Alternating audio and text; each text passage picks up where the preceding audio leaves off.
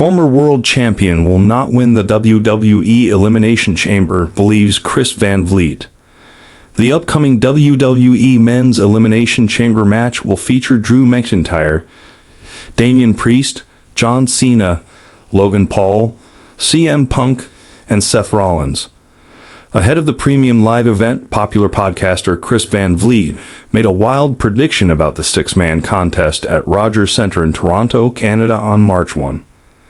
On a recent episode of his Ask Stevie segment on the NSIH podcast, Vliet speculated that Cody Rhodes could face either Randy Orton or John Cena at WrestleMania 41 in Las Vegas. He noted that this depends on the outcome of the men's Elimination Chamber match. Later, Chris Van Vliet discussed the franchise player's chances at the premium live event, suggesting that a victory seemed unlikely. The podcaster implied that the former WWE champion's struggle to secure a win would probably continue. And if John Cena doesn't win Elimination Chamber, which it feels like he's not going to. It really feels like this is going to continue to be an uphill battle for him, Vliet said, from 28:51 to 29:1. WWE veteran says John Cena could face 29-year-old star at WrestleMania.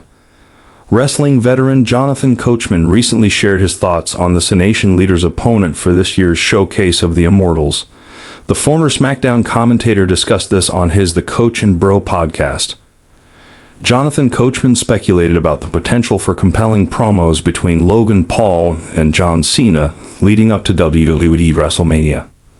He suggested a match between them could benefit both wrestlers, particularly by elevating the Maverick's status. Can you imagine the promos if Logan Paul and John Cena have 4 or 5 weeks to build up to this thing at WrestleMania?